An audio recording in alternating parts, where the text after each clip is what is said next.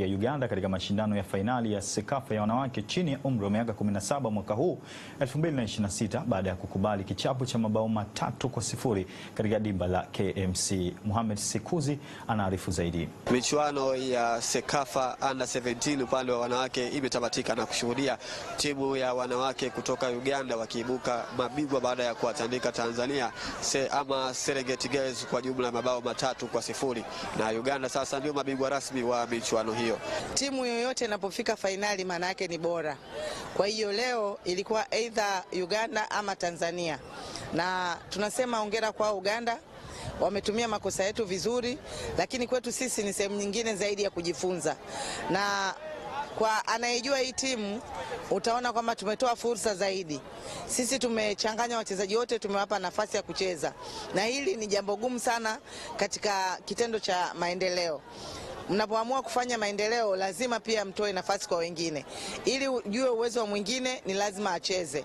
Kwa hiyo tunawapongeza, ni wale ambao wameweza kutoka kuanzia mechi ya makundi na wamefika fainali na tumepoteza mchezo. Sisi kwetu ni sehemu ya kujifunza. Tunatoka hapa, tunatoka na darasa. Mashindano ya Under 17 yako kila mwaka.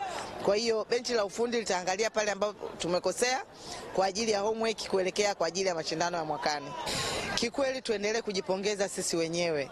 Kwa muda mrefu timu zetu zimekuwa zikifanya vizuri katika mashindano ya wanawake, na Tanzania mpira wa miguu wa wanawake ndio mpira wa kujivunia zaidi, kwa sababu umekuwa na matokeo bora chanya sana kwenye mashindano ya kimataifa.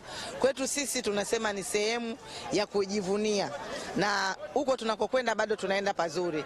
Unapokuwa na timu imefuzu kushiriki mashindano ya dunia Under 20, senior team Twiga Stars inaenda AFCON, lakini pia Under 17 imetolewa raundi ya 3, sio jambo dogo. Kuna wengine walitolewa raundi ya kwanza ama awali. Kwa hiyo hapa tulipo tunasema tuko vizuri na tutaenda kukaza buti kwa ajili ya michuano inayofuata. Kwa habari za michezo na burudani kutoka hapa dimba la KMC jijini Dar es Salaam, mimi ni Mohamed Sekuzi na hii ni ZBC. Mwakilishi wa kuteuliwa viti maalum ambaye ni mjumbe wa NEC CCM Ali Saidi